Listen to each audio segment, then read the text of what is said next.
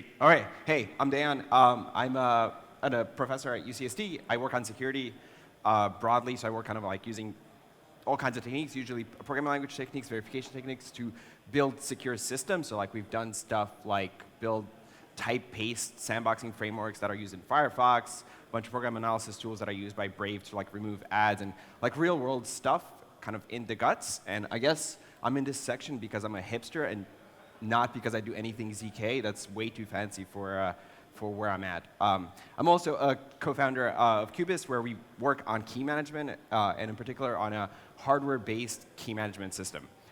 So today what I want to talk about a little bit is how to think about systems building using hardware kind of as a primitive, and how you might not be doing that right if you just take it off the shelf and kind of slap things together, right? So if we think about systems building, like what is our goal when we're trying to build a secure system? It's really like we can try to minimize it to like this simple figure of like, I have a bunch of code, and this code right now might be part of my TCB, which means that if I have a bug here, that might be actually a security vulnerability, right? So my goal as a system security builder is to get to the side over here, which is reduce my TCB, right? Like reduce the amount of code that I actually need to get right, so that like if I have bugs like in the blue stuff, well, it doesn't really matter because it shouldn't actually impact my security, right? So like that's kind of our whole goal, is to minimize the TCB. This way we can wrap our heads around.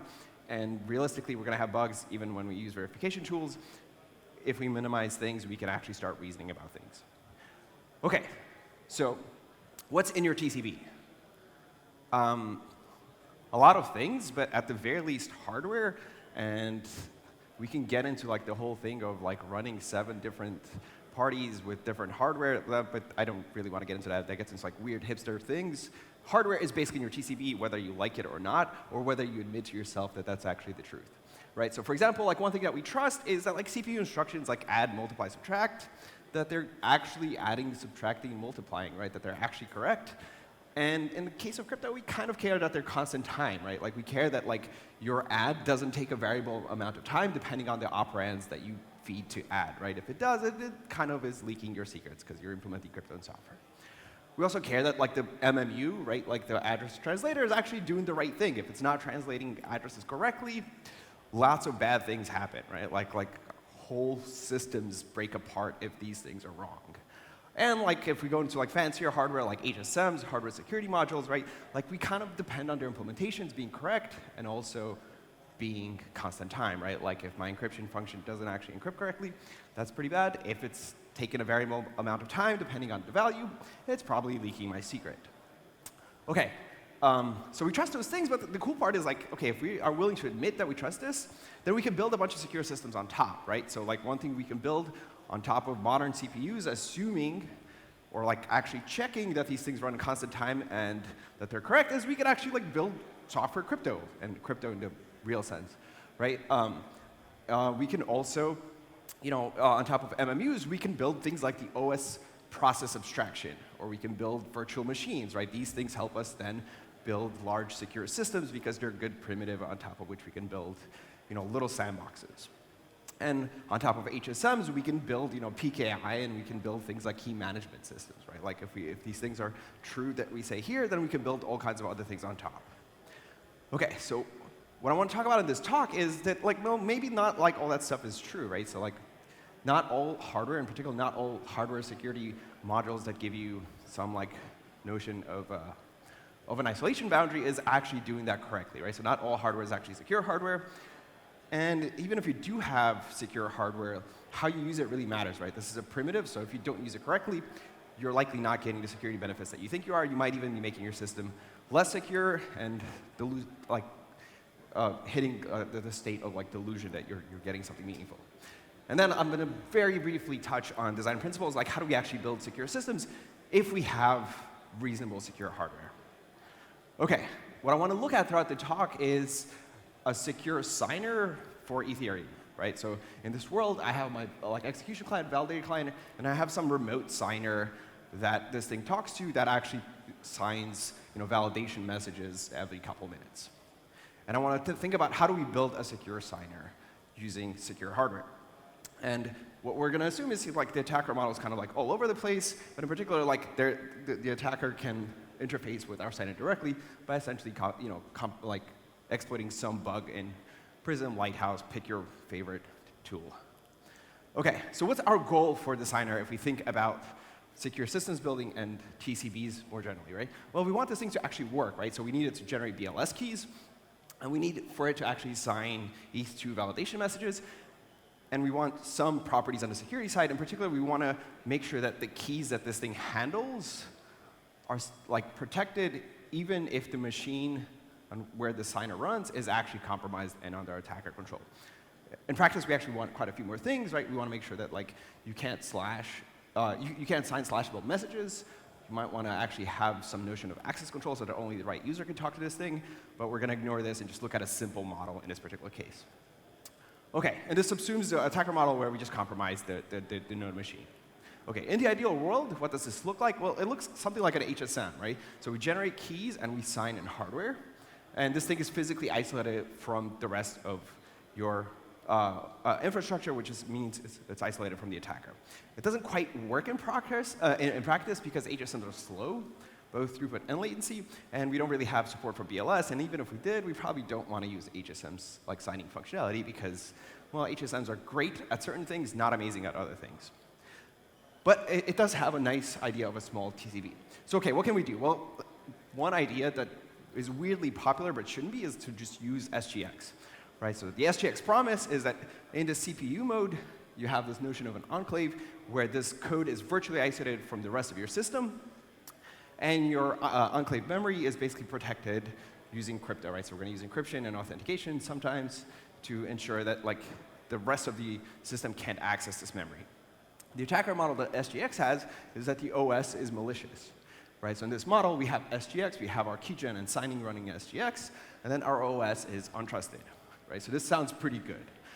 In practice, it kind of doesn't really work. So if you take anything away, it's like basically SGX is broken. It always has been broken, and it probably will forever be broken because it's super complicated. So you can look at these papers like SGX fail that go through the release of SGX up to 2021, where basically they have complete compromised attacks on SGX.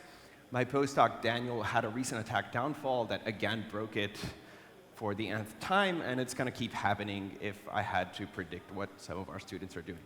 Right, so what does this mean? Well, you can completely bypass isolation that SGX gives us. And you can also forge attestations, right? Which means like all the fancy things that people are doing by verifying that things are running in an SGX enclave on chain are kind of meaningless because I can just lie to you that I'm running in an SGX enclave. And what's worse is it takes about a year to roll out fixes. Most of the time, you don't know about this. You don't know that your SGX enclave is broken. And you're running basically like insecure infrastructure. And it really takes like even longer to reject attestations from broken SGX enclaves. So kind of like all the stuff that you build around this ends up being more or less just theater. And finally, like not everybody updates because it's kind of a pain in the ass. But we can talk at length about this if you want.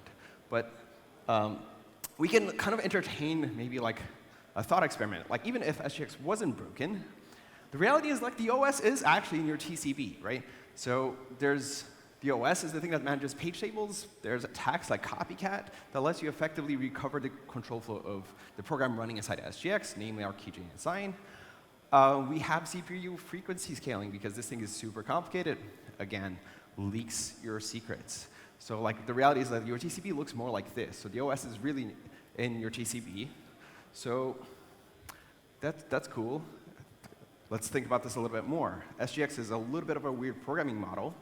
And because we're kind of like pretending that the OS is untrusted, we end up doing weird things. In particular, we end up bringing our own libOS in the enclave, right? So like we have libOS that's going to be now part of our TCB running in the enclave. And we're going to have a corresponding bit on the host side that ends up proxying things and handling like syscalls for you, right? So this is really kind of also part of your TCB. And like one thing is like, okay, like Linux is an amazing dumpster fire. We all kind of like rely on it anyway. The only thing worse is picking a research project and saying like, this is production ready. Let's totally build a system on top of these like libOSs that assume this weird attacker model. And the other thing is, like, if you're in this world where we're considering the OS as untrusted, well, you end up actually like rolling in your signer API, which includes basically a web server, in SGX, right? So you're shoving all that code in the enclave. And if we really look at it, like, what's going on? Well, we have attacker-facing code, right, because it's handling requests. This code has access to keys because we need to sign and we need to do keygen. And it has basically network access. It's proxy, but that doesn't really give us much. So like, you can probably fill in the blanks that this is a total dumpster fire. But there is definitely a part of it that we can consider untrusted, which is on this side. The signer API proxy, you can assume your attacker model is there. But this is totally different from where we started and where we need to be, which is I'm trying to build a secure signer where my machine might be compromised, right? So in practice, things are actually a lot worse, because like for an ETH2 signer, what do you need? You need access to a database, which means you're either poking more holes in your enclave, or you're doing like weird in-memory databases, which will get you slashed. But we can talk about that, I guess, offline. So OK, if you were to take anything away from this talk, it's maybe that SGX doesn't actually help you safeguard your keys, even against way weaker attacker models than we talked about. But it does make your system more complex and more slow. So if you're like into that and theater, like totally use it. Like that's totally the way to go. OK, so what can we actually do? What's a reasonable thing to do? Well, I would say like one reasonable thing to do is to maybe use the Nitro enclave. At least this is slightly saner architecture, and it's considerably simpler than SGX, right?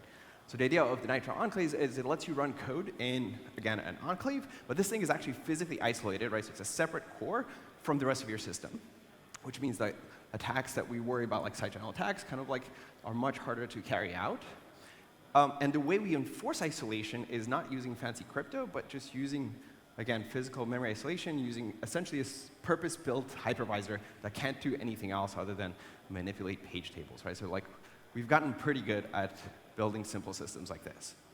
And kind of like the way I like to look at this is it's kind of built on a few pretty good papers that have a really simple design of an enclave system. And the attacker model that like we assume here is slightly different, right? We don't consider the OS untrusted. We just consider the host instance where our enclave runs as malicious, right? So like, we have our host instance OS, but in the Nitro, we're actually going to run an operating system as well. So like, in practice, like, our architecture might look something like this, but we can like misuse Nitro too. So like, here's one example that we can totally botch. If we were to just say like, Nitro's awesome, let's just shove everything in Nitro. Our system is going to be super secure. So like, one thing you could do, because you run an OS in the enclave, is you could just take off-the-shelf code. So you can take Web3 Signer, which is actually a pretty good piece of software, and you can shove it in the Nitro enclave. And now you have a Nitro enclave isolated Web3 Signer instance. All right, like the abstraction that we have is something like a VM, so that's what makes it pretty easy. The weird part about this, if we look at like what's actually in our TCB, is it's not looking much better than our SGX implementation, right? We have an OS, it's bare bone Linux. That's kind of like something that we trust already.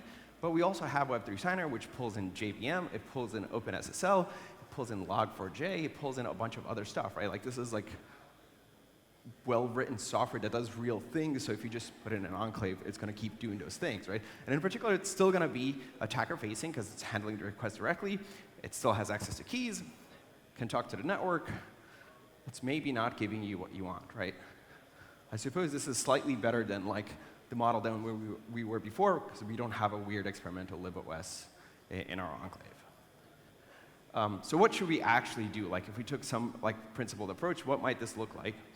We need to like actually minimize the code that's running in the enclave. In particular, like, let's not pull in JVM, which has not only a complex runtime, but it has a JIT compiler. JITs are amazing at leaking secrets and just being super complicated. So like, what I would say is like, just write a bunch of safe Rust. Don't pull in complex things. Write your whole signer from scratch, essentially.